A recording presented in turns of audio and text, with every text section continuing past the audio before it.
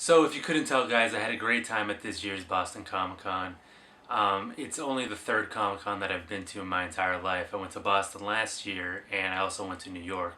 And one of the things I like about Boston is that it's big enough where you don't feel cheated. You know, you get a good mix of celebrities and artists that, the big names that draw you there. And there's lots of like product on the floor to get from independent artists and vendors.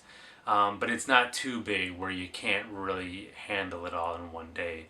And this time around, they actually moved to a bigger venue, and that wasn't part of the original plan. They had to move because of the bombing, but it ended up working out where they got a bigger venue, more guests, and it was great. It was busy, but I was able to move around freely.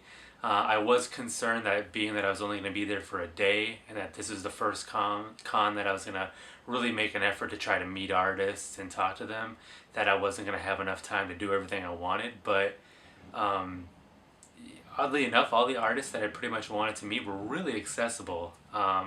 Almost to the point where it was like a shame.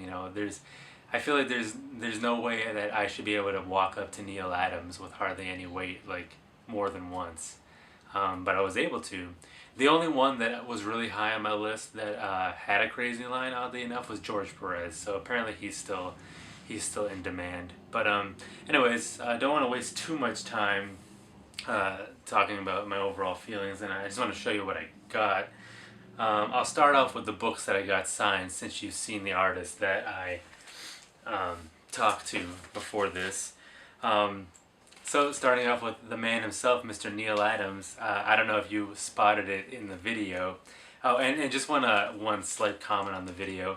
One thing that I'm gonna fix at the next Comic Con is when I was filming, I was actually using one of those small GoPro cameras, and I had it attached to the shoulder strap of a backpack. But one thing that I forgot to do was there's a little buckle that connects the two shoulder straps.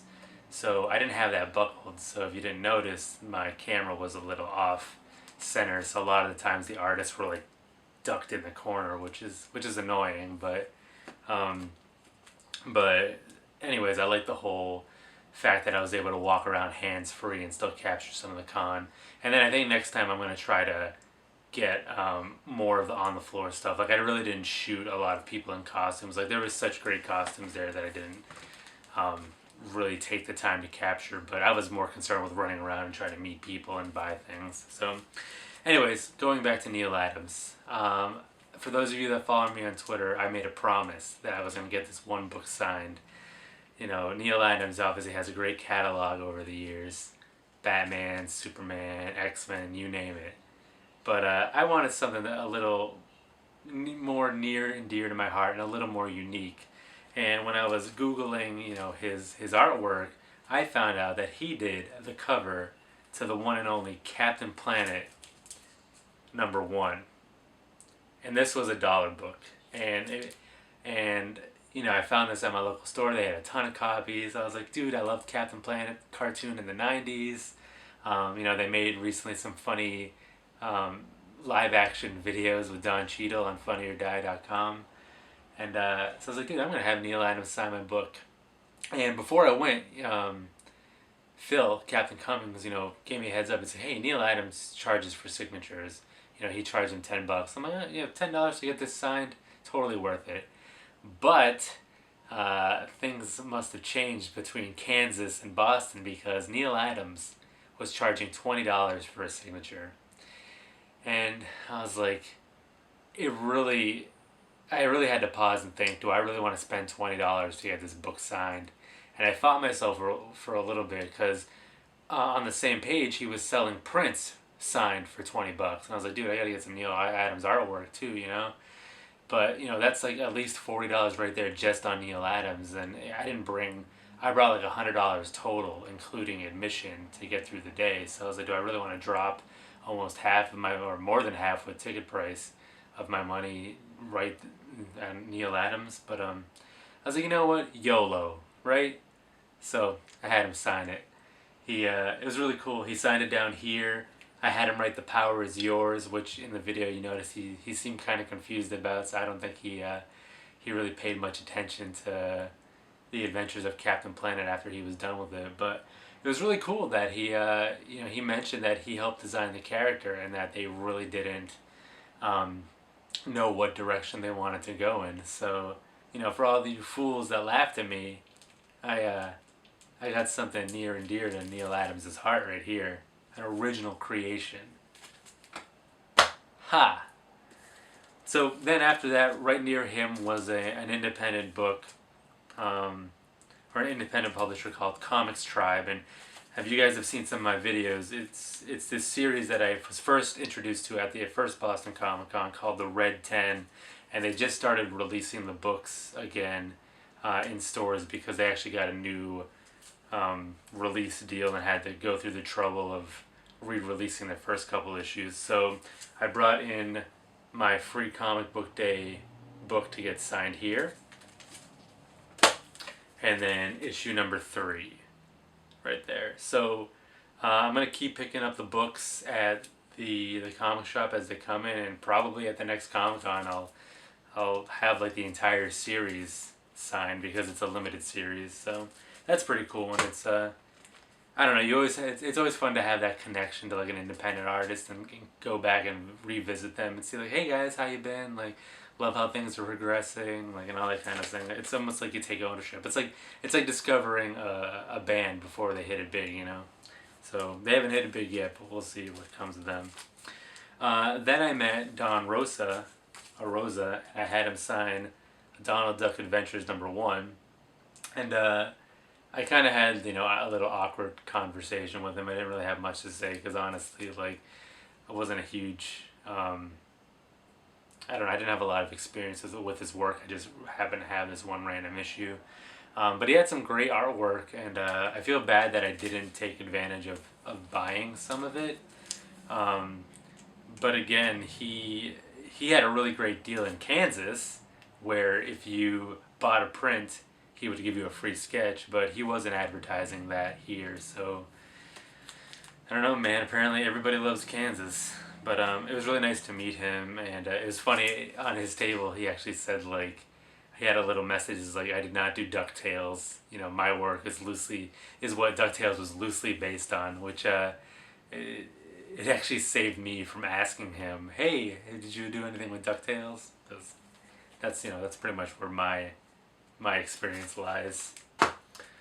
Then I walked up to Mike Mignola, creator of Hellboy, and I just happened to have this random Daredevil book in my collection, so I had him sign that. He did the inking on this, and I thought it was really funny. It's never a good sign when you walk up to a comic book artist, throw a book in front of him, and he's like, oh, yikes.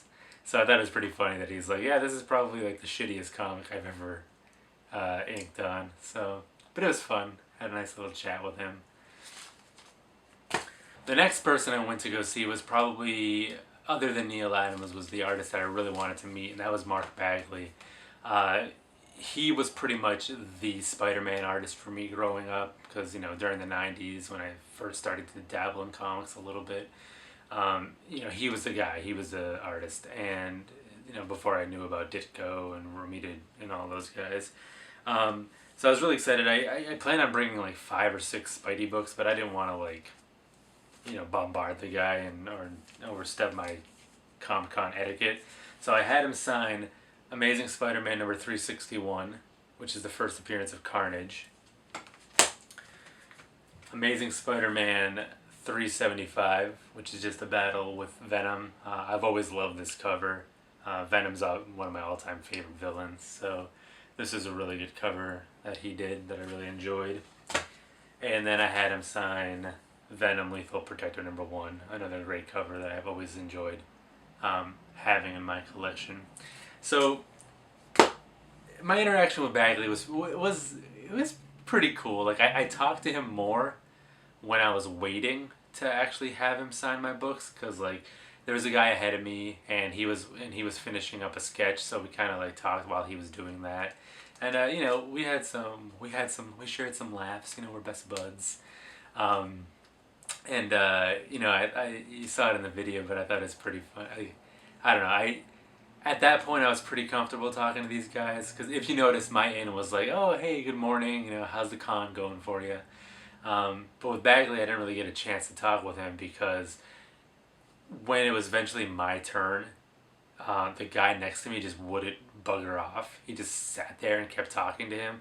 And Bagley had already grabbed my books and started signing them. So I'm like, okay, by the time he was done signing them, he was like, all right, I'm ready for the next person. So I had to like squeeze in a comment and compliment him. But I really liked when, that random girl came up, and, and he was like, I was like, oh, a young kid, I'll give you something free. And she's like, oh, can you sign something for my brother?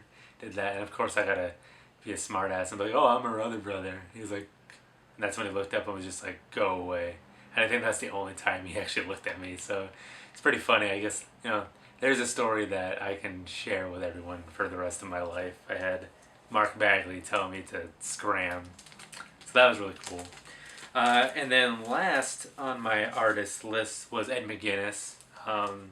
Obviously, you guys know who he is. And I had some cool books that like he did that mean a lot to me, kind of along the lines of Captain Planet. That being, I keep messing that up, Thundercats, #1 here when he was at Wildstorm. Thundercats #2, really like this cover. And then this is a book that I really like the cover, but he didn't actually do the cover, but now that I have it signed, it's something I'm going to hold on to. But it's Superman #161, and I really like that Joker on the cover. So Ed was really cool. He's a local guy. We talked about how he like randomly, met his 6th grade teacher and all that. By the way, I like how I'm like recapping all the conversations I had with these people, but I just showed you the conversations, so it's kind of being a little redundant. Anyways, he was cool. So other than that, like I said, George Perez I wanted to meet, but I couldn't. Too busy. Scott Snyder would have been a nice, not a must-have, but a nice-to-have. I only brought like one Batman book for him to sign. Perez I brought like Infinity Gauntlet, Batman, I forget that number, 442, the one it's the first Tim Drake as Robin, and I forget what the other book was. Yeah. So anyways, and the only other person that I brought books for was Brian Azzarello. I brought the Before Watchmen, Comedian #1, and Rorschach. But I couldn't find the guy. And it was really getting to me because I almost like bowled a perfect game up to that point.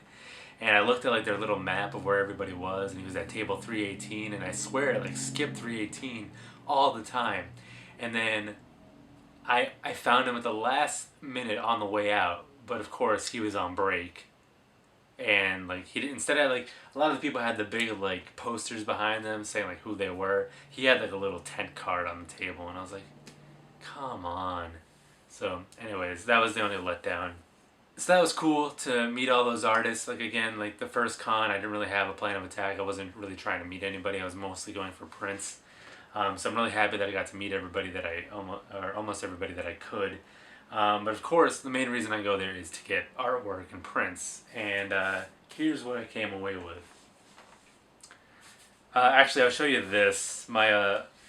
And you guys can tell me if this has ever happened to you. Have you guys ever been cornered by like an independent artist that like is really insistent on showing you their books? It didn't happen to me, but it happened to my uncle, and he actually got, I won't say suckered, but he got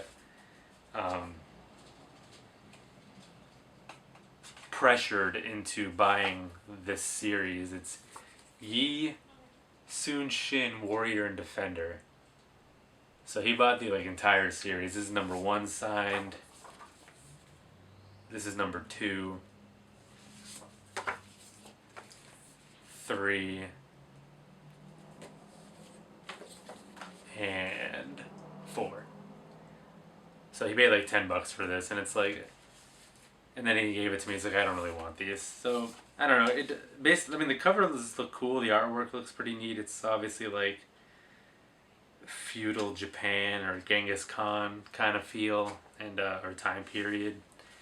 And I don't know. It's not really my thing, so I don't know if I'll ever look at it. But I'll hold on to it because it's signed and means something to somebody. And I don't like to, even if I don't have an attachment to books, I don't like to give them away if they're signed, just because somebody went through the trouble to get them, so I might as well hold on to them.